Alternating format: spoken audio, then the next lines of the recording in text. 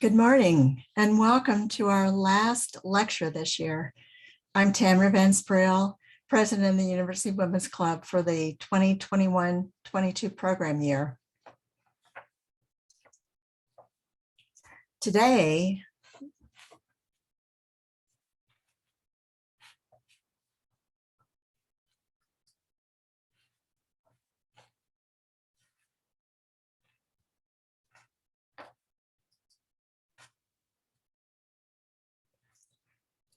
we're broadcasting our lecture via Zoom, not Zoom webinar. So we'll all be able to have more interactive discussion at the end. We've muted everyone for the lecture, but afterwards you can unmute yourself for discussion. If you have your camera on, you could be seen by all of us, and that's okay if that's what you'd like. You may also use the chat function to ask questions during the lecture, and we will answer these in the question period after our speaker is finished. You can also send other messages. If you have a general message for the larger group, use the everyone chat function to send your message. For personal messages, send the chat directly to that person.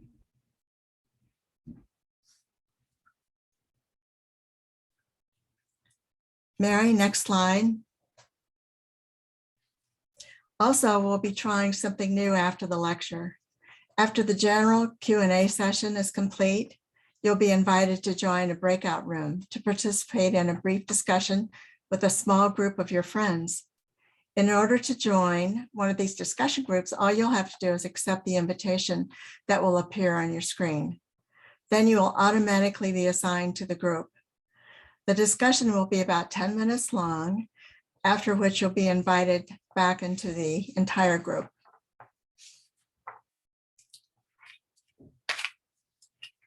Next slide. Looking ahead, we have 3 more events planned for your enjoyment. First, on April 19th, the annual scholarship luncheon will be held in person at the Boulder Country Club. This is a welcomed opportunity to celebrate our scholarship winners, to be treated to a fashion from soft surroundings, and enjoy a gourmet lunch with your friends. Since this will be the first in-person event this year to be held indoors, we're asking that all attendees be fully vaccinated and be prepared to upload your vaccination record at the time of registration or show your vaccination card at the welcome desk upon arrival. For our part, we're working closely with the country club to provide adequate ventilation and a small number of people seated at each table. We're absolutely determined to have a grand time, and I sure hope you're going to join us. Please register for this fun event as soon as possible because seating is limited.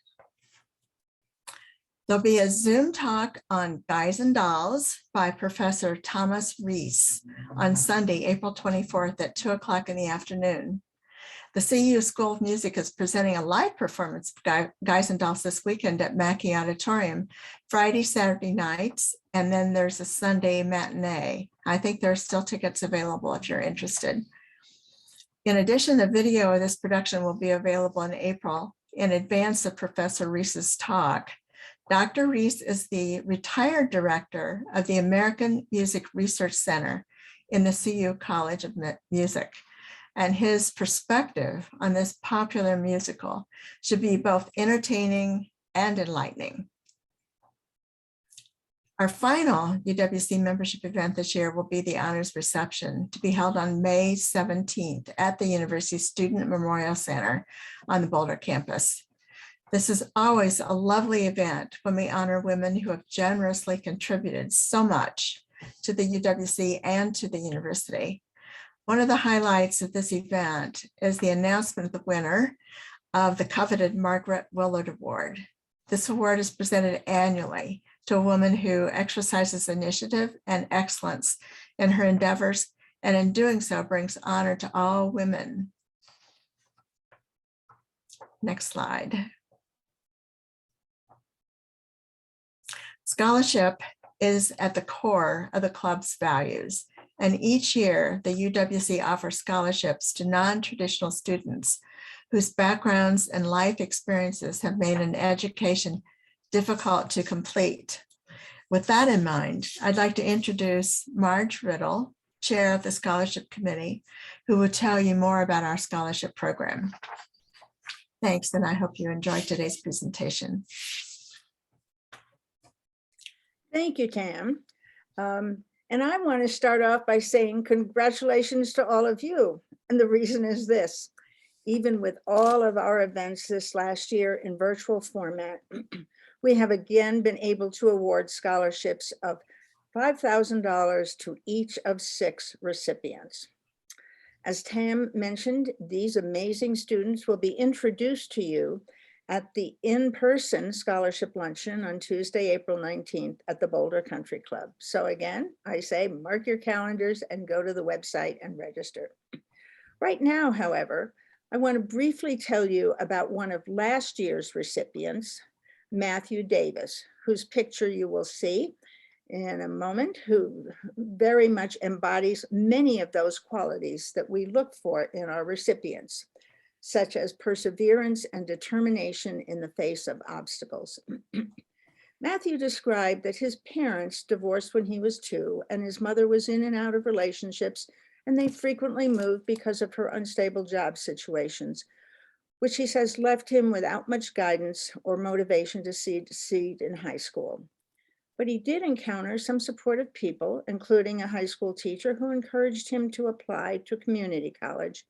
But he says he lacked the discipline and preparation to really succeed there or in his first attempt at college. So, doing very poorly, he dropped out of college after a couple of years. He then made a life-changing decision, which was to enlist in the US Air Force, which he says allowed him to turn himself around by learning to be disciplined and goal-focused. While in the Air Force, he worked on one of the US missile early warning systems. This renewed what had been a childhood interest in space and science and helped him set a goal of becoming an aerospace engineer. After 4 years, he separated from the Air Force and was accepted into CU's aerospace engineering program, where he had a grade point average of over 3.9 when we awarded his scholarship. Along with being a dedicated and outstanding student, Matthew has also worked in a volunteer capacity at as the Space Odyssey guide at the Denver Museum of Science and Nature. He says what he loved about this volunteer position was talking to kids about space and showing them how science and engineering can be fun. And he was gratified to think that he might be a spark for the next generation of aerospace engineers and astronauts. I hope this brief vignette helps you understand how important your donations are, as they help to make ongoing education possible for talented students like Matthew. So I just urge you to go to the UWC website, boulderuwc.org, and see how easy it is to make an online donation to the scholarship fund. While at the website, also look for the Support UWC section and learn how to sign up for the King Soopers and Amazon Smile charitable rewards programs, so you have an additional donation to UWC without spending another cent. And we have just added yet another way to make a donation when you shop. Specifically, if you ever shop at Safeway or Albertsons, you can make use of a Safeway community giving card, which will donate 5% of the value of your purchases to the UWC. So check out the details and see how you can get this card on the website. And now I will turn things over to Sharon Niels, who will introduce today's speaker.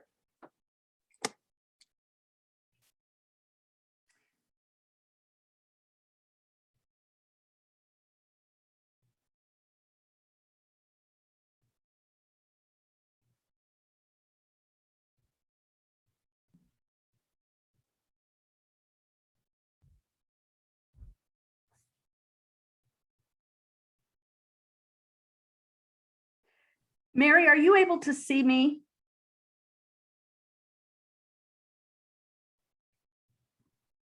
You're I good, can see- Sharon. We You're can good. see you, Sharon. Okay.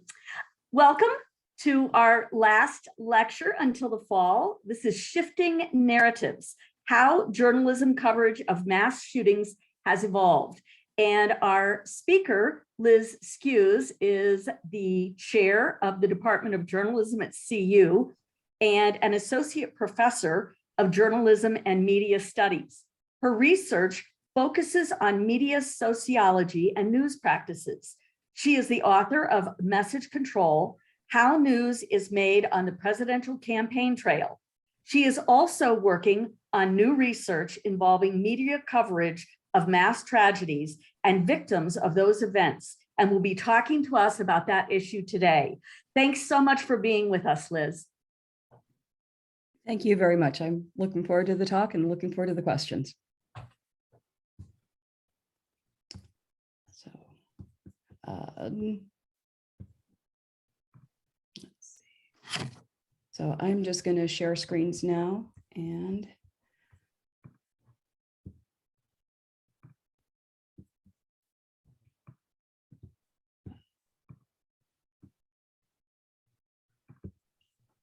so first of all, I want to thank everybody for being here. I appreciate your time today. I hope this is a good conversation for all of us. Liz, we're seeing your speaker view.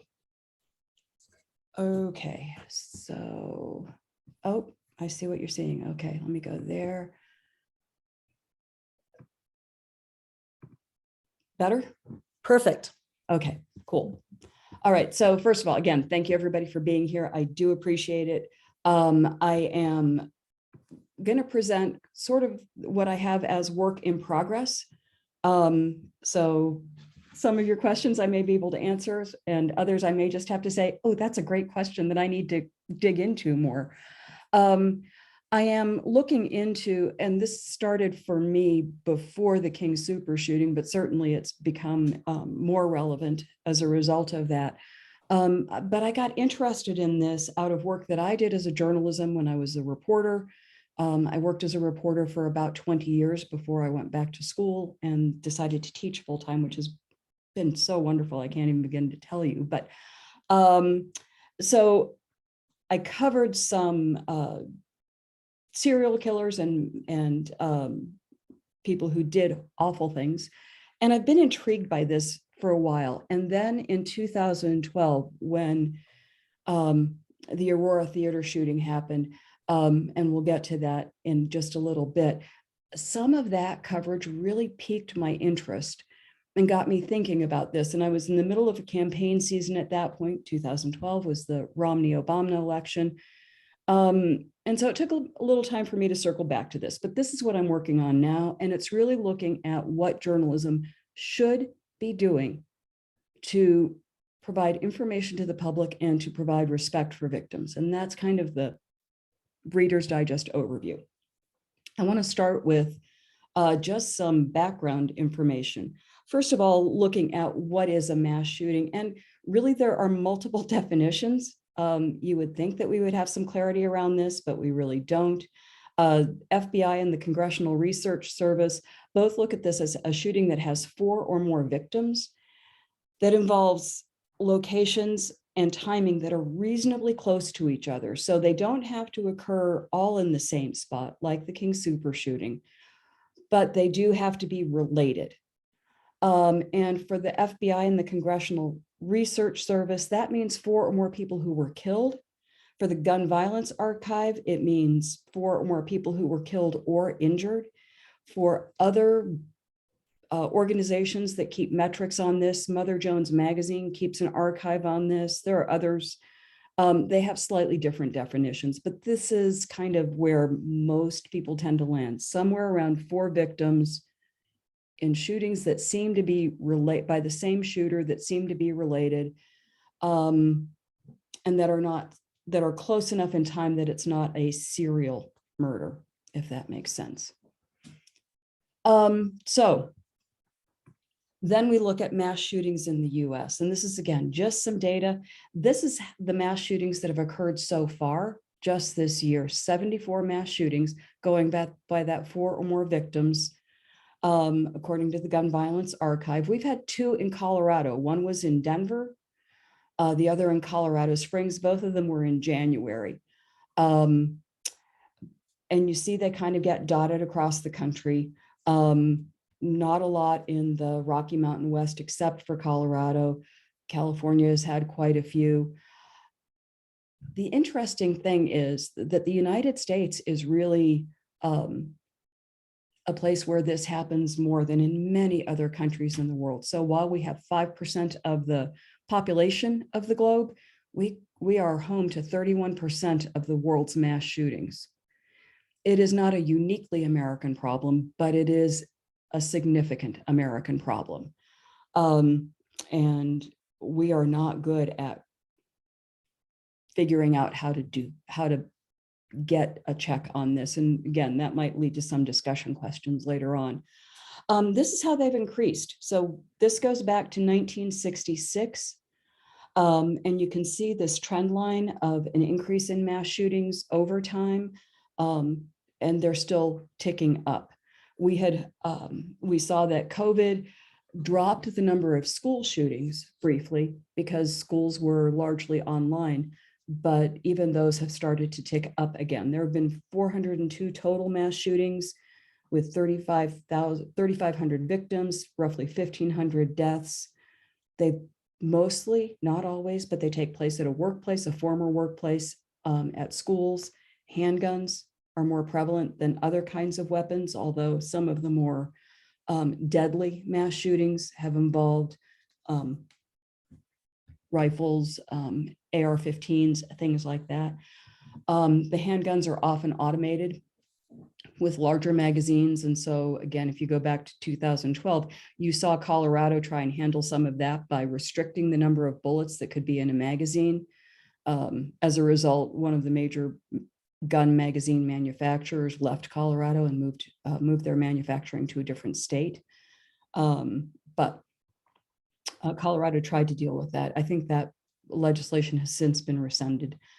75% of guns are legally obtained, and kids who kill, teenagers who go into their schools and shoot them up, or former schools, often are using guns that their parents have acquired and that are not, locked up, or where they're locked up in some kind of system where the teenager knows how to get into them. What was interesting to me is that a good third of those weapons, had the assault weapons ban remained in place, at least a third of those would have been outlawed. Now, that doesn't mean, and I recognize this, that doesn't mean that people wouldn't have gotten their hands on them anyway illegally. But there is a way, especially when we're talking about school shootings, that if you can mitigate the number of weapons that a teen might have access to, you might make a shooting less deadly. The reason this chart starts in 1966, and we're going to talk a little bit about the shooting that was at the University of Texas, Austin, that was the one that became kind of the first, if you will, mass media shooting. Prior to that, there had been school shootings, school violence, there had been mass shootings, there had been this kind of thing, but there were maybe 3, 4, 5 a year. After the 1966 shooting at the University of Texas at Austin by Charles Whitman, those mass shootings started to really tick up, 15, 20, 30, 40 a year. So there was something about being so media covered that started this kind of pattern, if you will, thinking among some people that this was a way to handle their grievances. So who are the mass shooters? What we know about mass shooters is most of them, the vast majority, are men. Average age is roughly 33 years. They are in crisis and people notice this. So they're showing signs of agitation, abusive behavior, isolation, anger. There's just all kinds of signals that that they are giving out, and usually multiple ones. Most mass shooters are displaying 2 or 3 or 4 signs of change in behavior. And yet, we tend, as the people around, to make excuses, to not notice, to easily write off, if you will, some of these changes in behavior. The other thing is that research shows we think of mass killers as being, you know, crazy psychotics. It's what the movies show us, right? But that's not often the case. They are often under stress, under mental health challenges of some sort, but it's not a psychosis most of the time. And the timing for when they were in crisis, 40% of the time they have been in some kind of mental health crisis for years prior to the mass shooting. It's a slow build, sometimes for months, weeks, but very few, only 14% are just, it's a sudden thing that they just, you know, go off the rails. So there's lots of signs and signals that somebody is in trouble. And one of the questions that I'm looking into is, what are the impediments, the systemic impediments, if you will, to people reporting that their loved ones are in trouble? So here's how the kind of motivations or the reasons that seem to drive mass shootings break out. There is more, if you look at the bottom gray line, there is more attention, more since the 2000s, kind of this rise in people who are just looking to be famous somehow. And that's where media coverage does play in. But the largest reason most mass shootings are related to domestic issues and relationships and things like that. That's not a big surprise. We've seen a rise in hate crimes related to mass shootings. You can think about the Atlanta shootings that happened last year. Employment issues, although that's been a little on the decline. So again, these are the reasons that people, the best that we can determine that people, that what is the impetus for a mass shooting are, again, these kinds of domestic relationships and some increase in fame seeking. So journalism, where does journalism fit into all of this? And journalists are, you know, their primary responsibility really is to give the public, us, the information we need to be free and self-governing. That comes from Kovach and Rosenstiel, and that it has this obligation to citizens, not to the publishers, not to the sources, not to, so its primary obligation is to give us information that we need. And so a secondary obligation for a journalist is the care of what a victim might want or a family member might want in a mass shooting. And I think this is important because I'm going to tell you a little story. Again, I mentioned that I first kind of got intrigued by this when I was looking at media coverage of the 2012 Aurora Theater shooting. About the same time that happened, there was an accident not very far from my house. A man named Gary Sheets, if you live in Longmont, you may remember this story, was driving and plowed into a woman who was just driving home from her last OBGYN appointment. She was due to give birth, you know, within a couple of weeks. She was going east on Pace Street. He was going west. He made a left turn and hit her. She survived the accident. Her unborn child did not. The Longmont Times-Call covered the story, and I followed the coverage because it was sad and compelling and happened near my home. And there were stories about the woman and how she met her husband in high school, and you know, they went to the prom together. Their their song that they danced to that became the song at their wedding. There was all kinds of coverage of this family and of the accident itself. And what didn't get covered, even in the follow-ups, in any kind of depth, was the fact that Gary Sheets, when he had that accident, that was his, I believe, 4th DWI. There was, that to me pointed to a systemic issue. Why could somebody who had already had 3 DWIs be in a car and driving? What were the problems that led him to be allowed to be behind the wheel of a car? How come he wasn't in jail? How come there wasn't some kind of breathalyzer mechanism on the car that required him to blow a negative, alcohol limit before he would be able to drive? I mean, what was the problem? That kind of coverage didn't happen. And I think that's the kind of thing that if I'm looking at Kovich and Rosenstiel, that I need as a citizen in order to influence my legislators and public policy on these issues. So we can talk about the human stories, and the human stories are important. I don't want to diminish that, but it's also important to empower the public so that we can affect change if we feel motivated. So that's what Kovich and Rosenstiel is talking about. Now, news narratives or newsworthiness, we're looking at conflict, controversy, impact. The reason mass shootings are news is because they have all of those.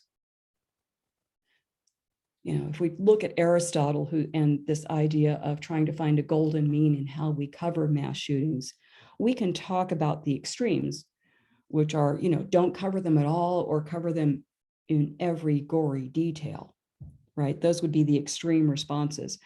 Aristotle asks us to, as reasonable human beings, to try and find a good middle ground that would serve the needs of the public to have the information and also serve the needs of victims to be cared for and to be protected as much as possible from the harm that some of that information might cause.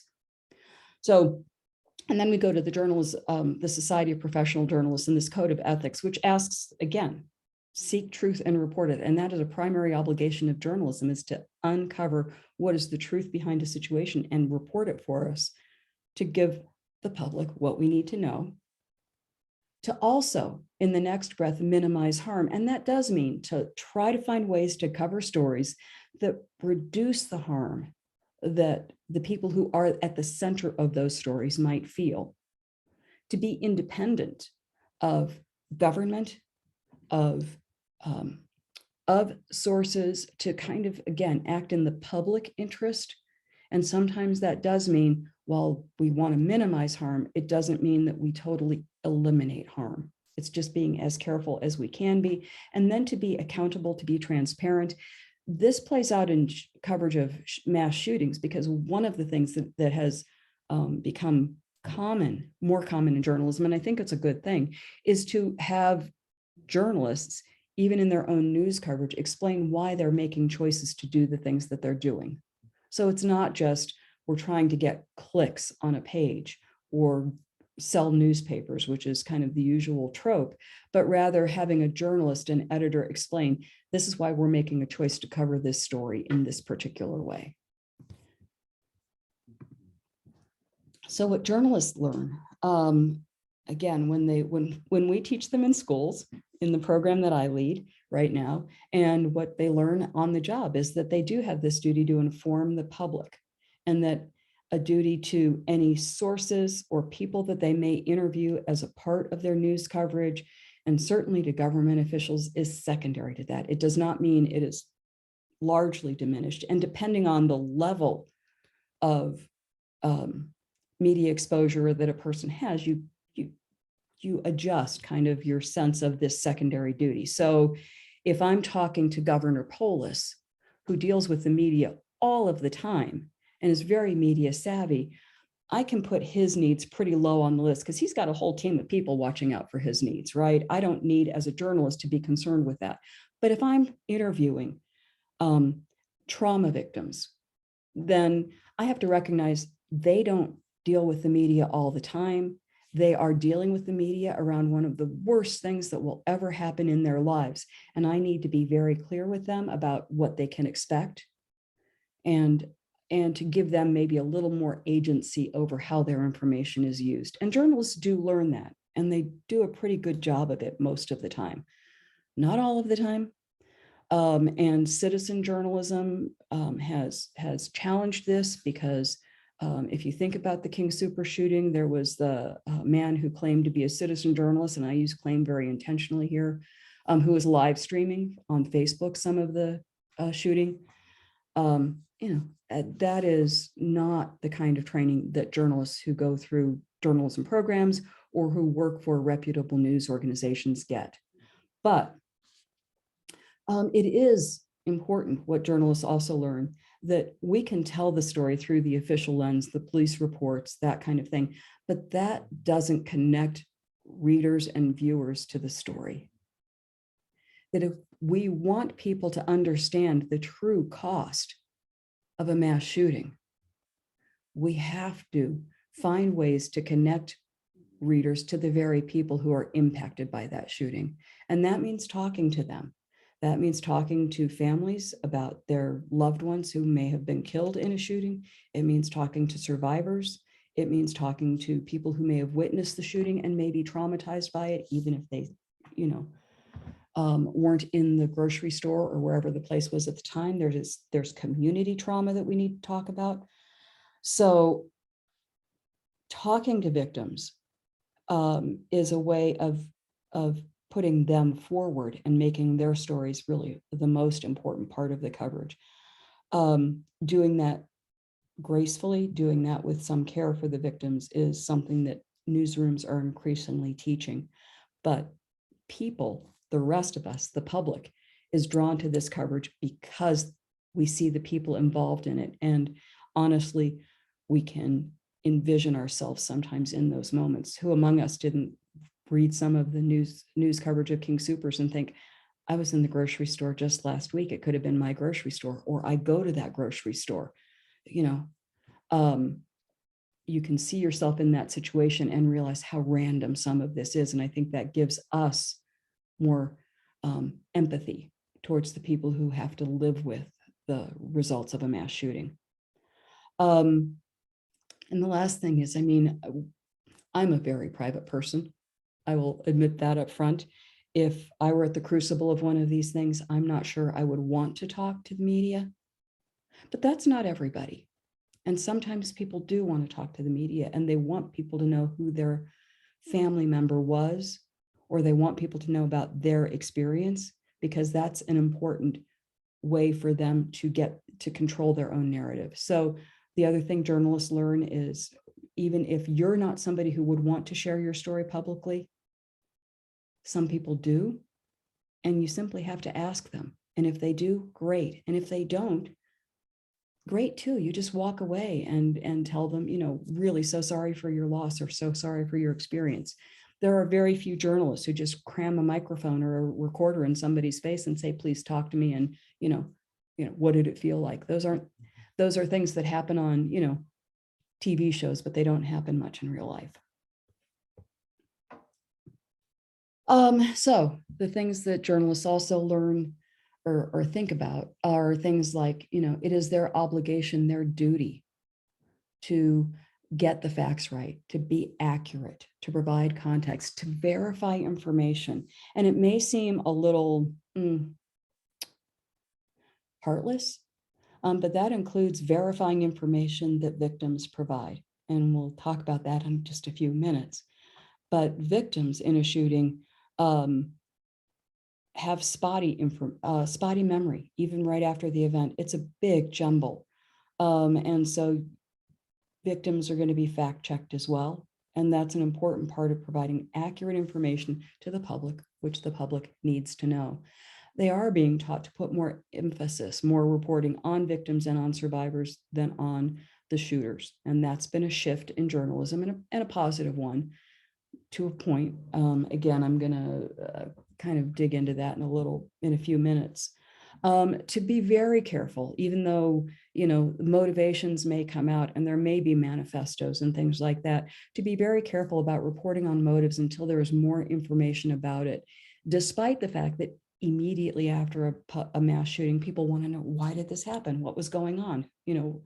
What was wrong with the person who did it?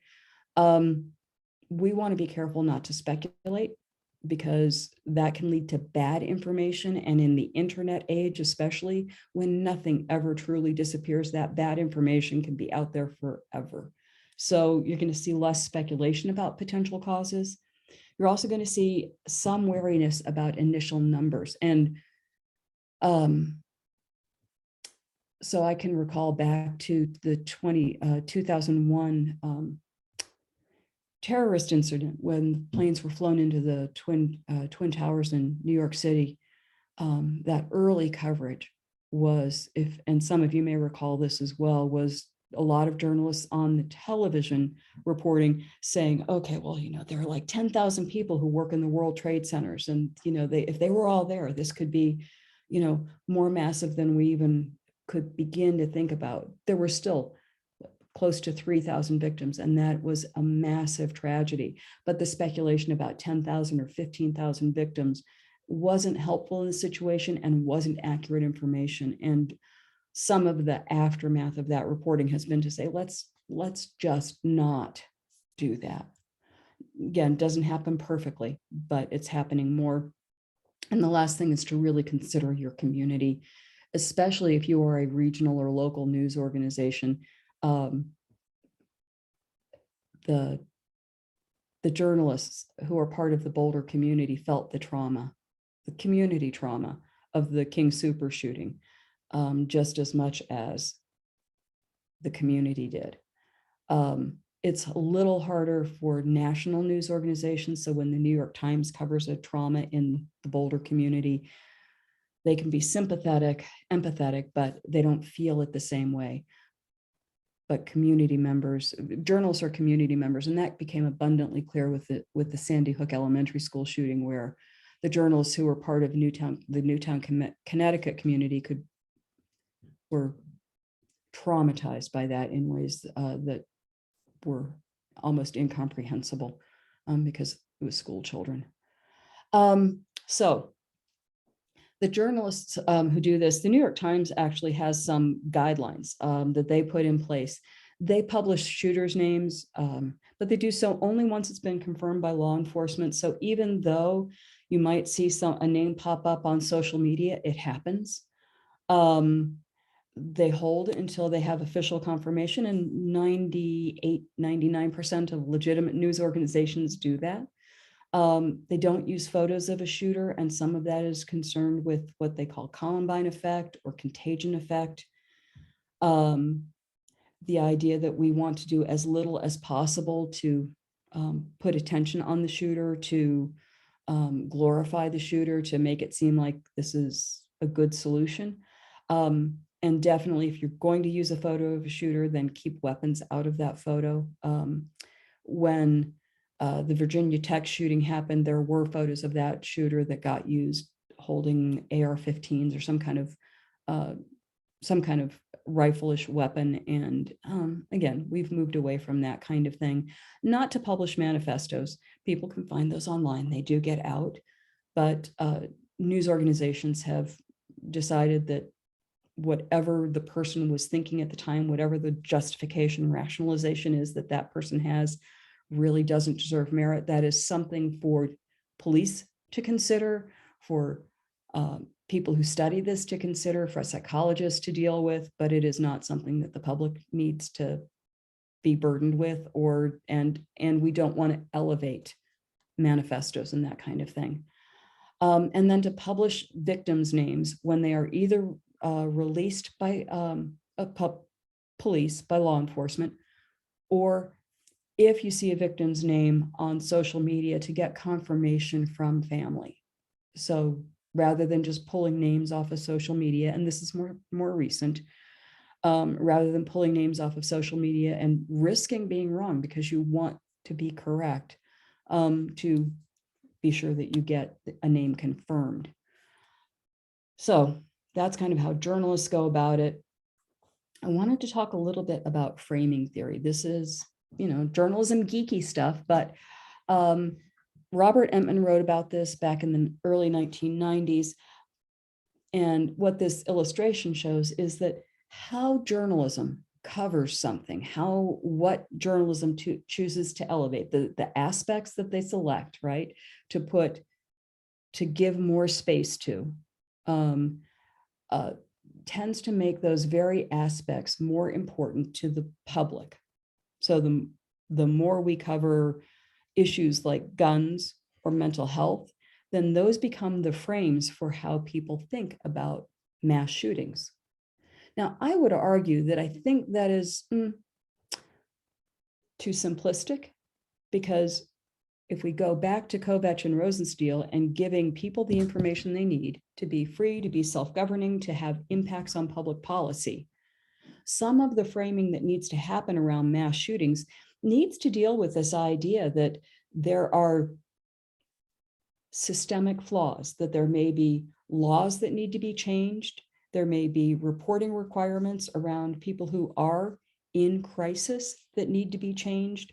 And so if we just say, oh, well, this person had mental health issues, but we don't dig into the public policy issues that may be getting in the way of catching mostly young men in crisis sooner, then journalism may not be doing its full job. So the frames that journalism has can be useful, but they also can become crutches that impede deeper and better coverage. However, again, the main point of framing theory is it does shape the public debate on issues. And so coverage of mass shootings, just as coverage of other major public issues, journalism needs to be aware of this, aware of the ways in which issues get talked about, and aware of the fact that those frames can impact public discussion. And that's what people like me do. We do these studies, and then we try to get this information into newsrooms and maybe affect change there. So for the research that I'm doing, kind of why I'm talking to you today, I'm working with Katie Alamo. She is a doctoral candidate. She'll get her PhD this spring from us at CU Boulder. And she and I have teamed up on this work. We're looking at 14 different mass shootings, starting with that shooting at the University of Texas in 1966 and going through the King Super shooting in 2021. For a book that we're working on that is examining the role of the media in covering mass shootings, how they get covered, and how that impacts journalists and victims and first responders. We're starting with a content analysis. So we've pulled a week's worth of coverage on these 14 mass shootings from both whatever the local newspaper is in that community and from the New York Times. And we are counting. We're doing a quantitative content analysis. So looking at things like who gets to speak in this news coverage, who gets to talk more? Is it officials? Is it victims? Is it community members? Is it politicians? We're looking at the amount of coverage, literally in terms of the number of sentences and paragraphs that talk about victims, that talk about shooters, that focus on weapons, that focus on mental health, that focus on other potential causes. We're looking at how visuals get used in the coverage, what kinds of photos and in what contexts, and just trying to initially get the landscape and how that has changed over time since 1966, going through our current ways of covering mass shootings. So we're working on that right now. And then once we get that done, which will probably happen this summer, because it's a lot of stories to code. Then we'll be starting a series of interviews with first responders, public information officers in jurisdictions where these shootings have occurred, journalists who have written about these things, and victims.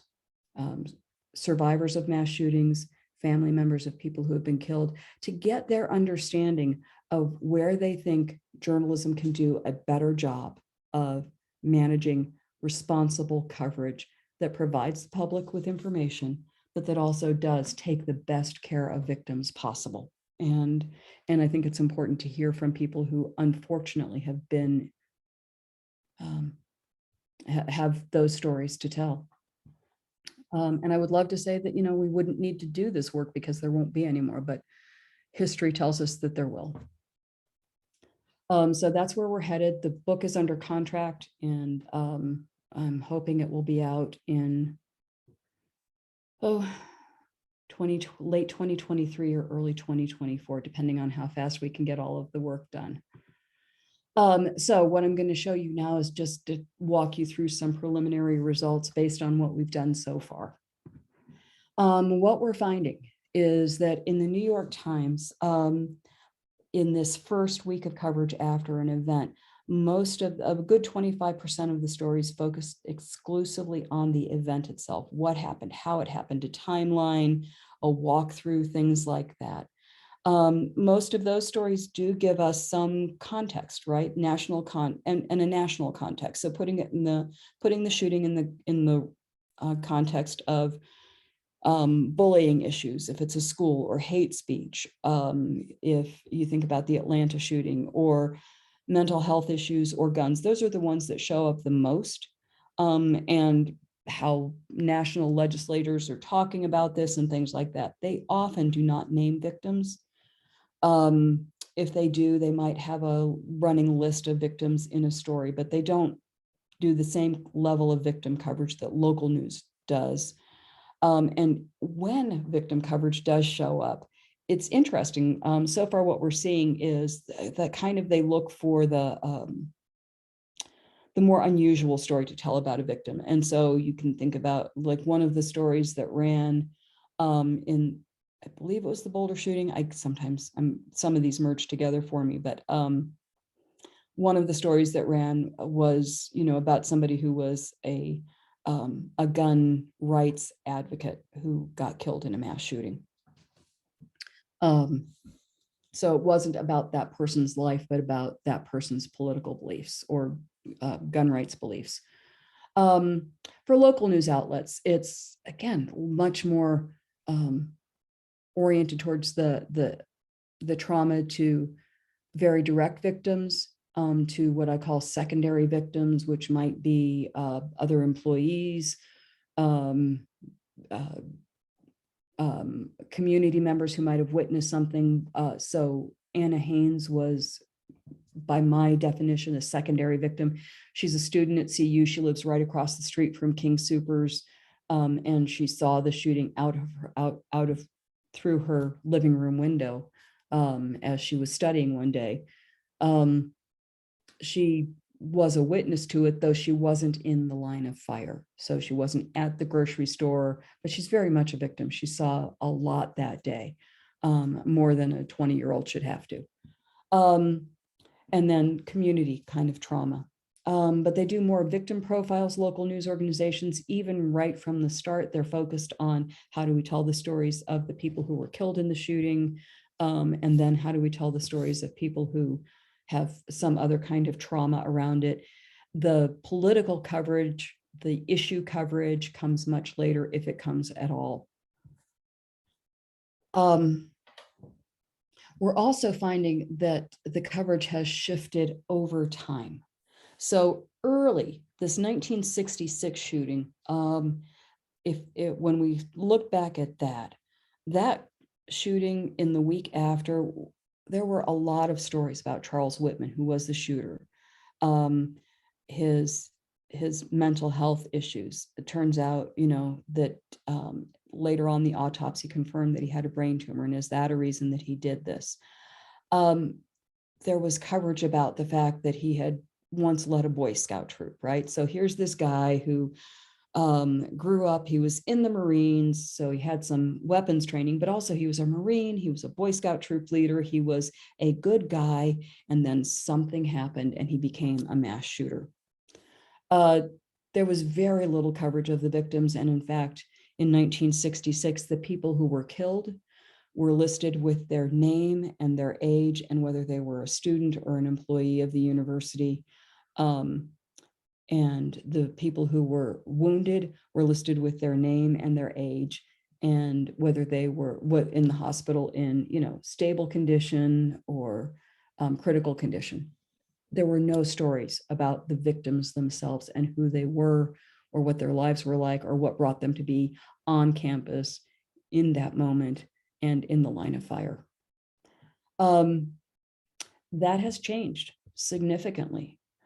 And some of that is because the journalists, largely, I think, as a result of the Columbine coverage, though we're still nailing that down, have shifted from, because there was criticism of the Columbine coverage on several levels, the Columbine High School shooting.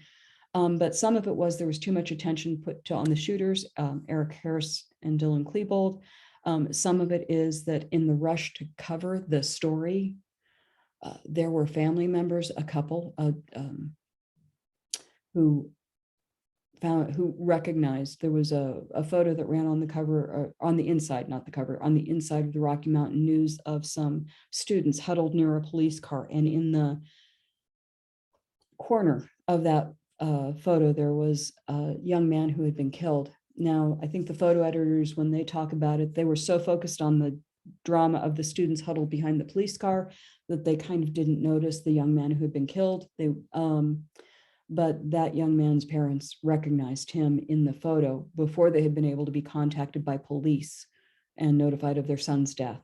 So there was some criticism around the coverage of that particular shooting that started, particularly in Colorado, journalists thinking about these things differently.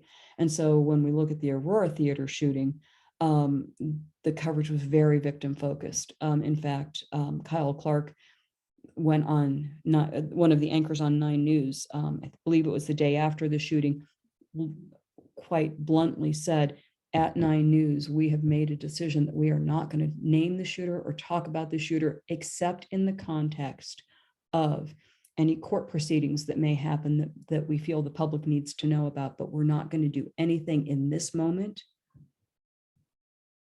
to recognize him, glorify him. We want to focus on the victims. And so they were very intentional about that. That same week, the Denver Post put out this 12-page kind of special issue where they featured the narratives, not only of what happened in the theater, but of young men like Alex Teves, who was at the theater with his girlfriend and protected her and got killed as a result.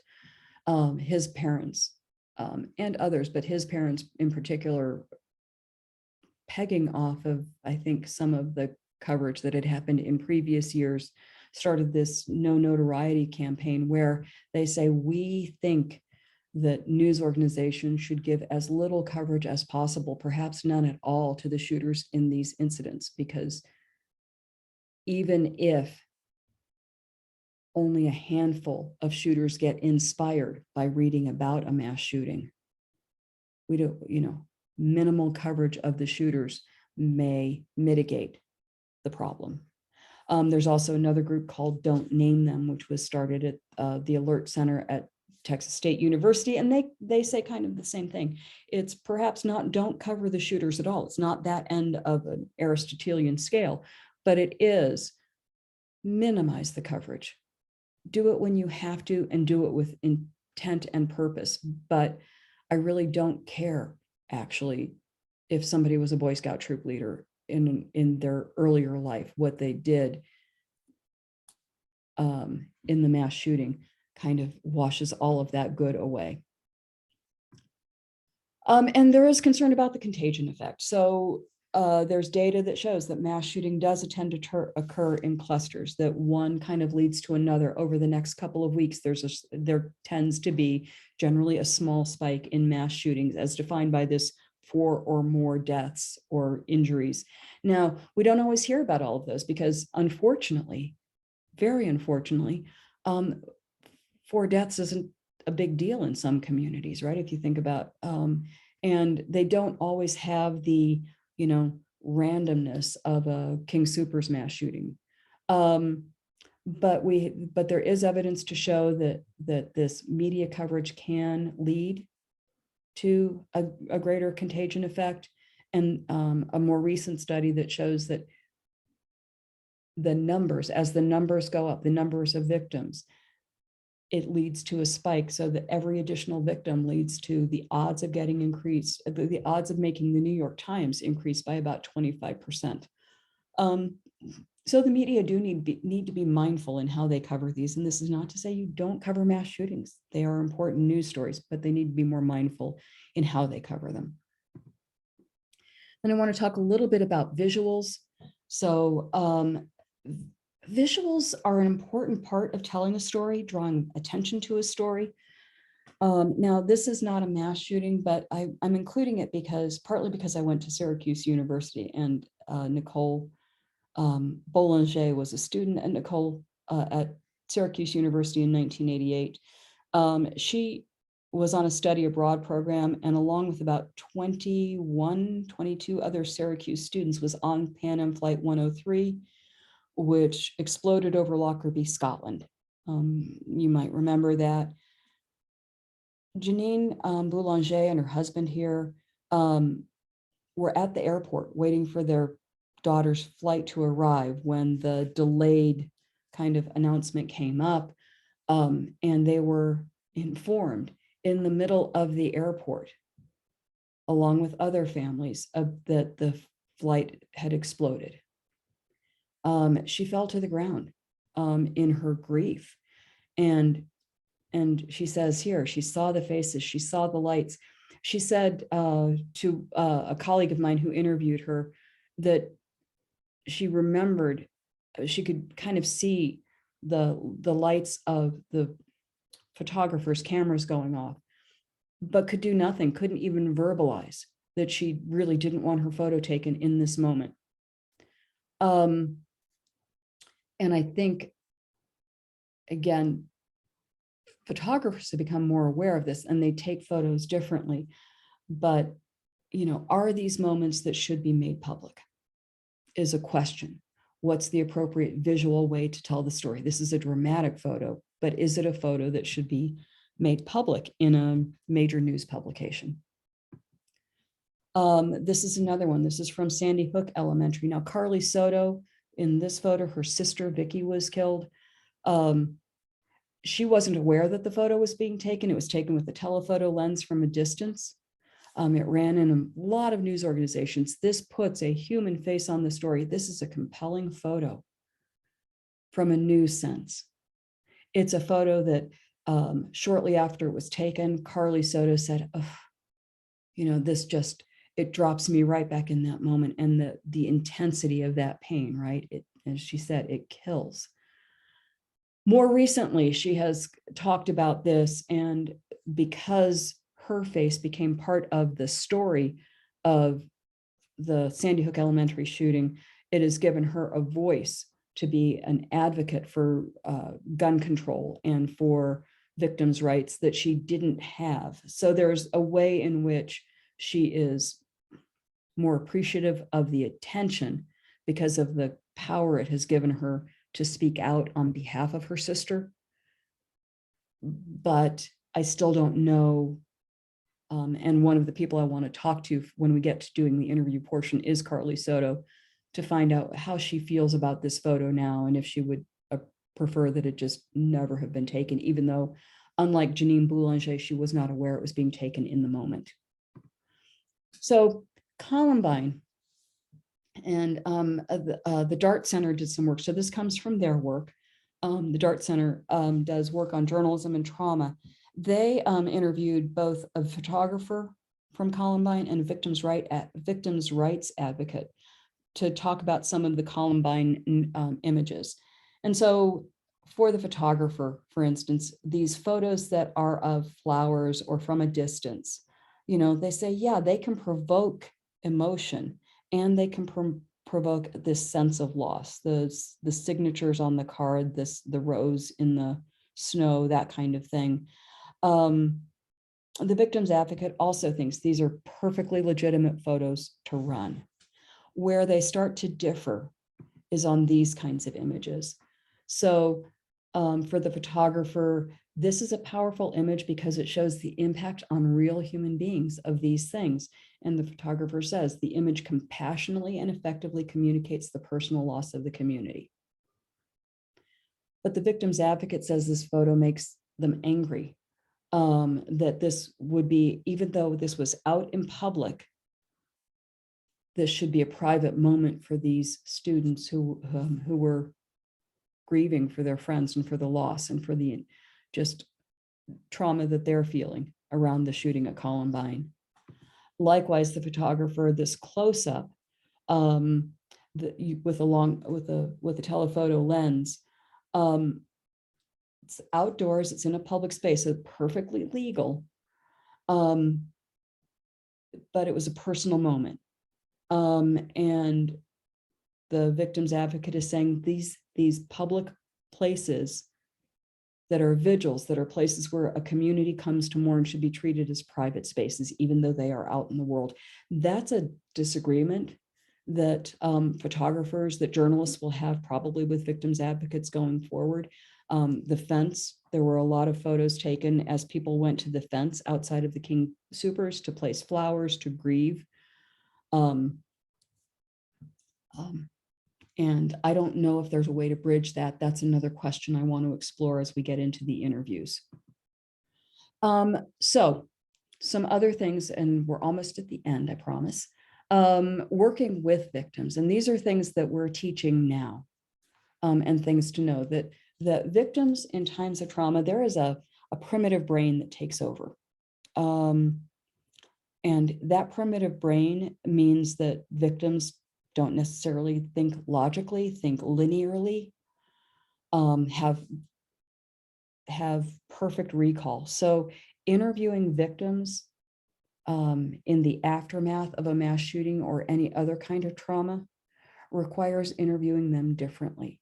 Law enforcement uses a technique called the forensic experiential trauma interview, which pegs on sort of starting with what stands out for you, what do you remember most, what did you hear, smell, so these other senses that can lead to better recall, but also gives the victim more control over how they recall the information.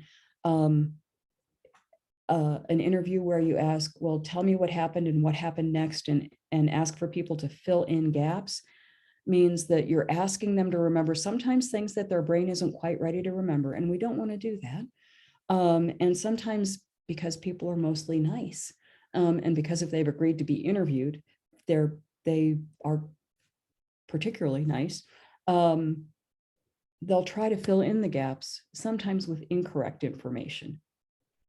And police have found that, and so have journalists. And so this trauma interviewing method gives victims a little more agency over how they recall things and when their brain is ready to process something. It also leads to better information for news stories, for police, for whoever is talking to victims.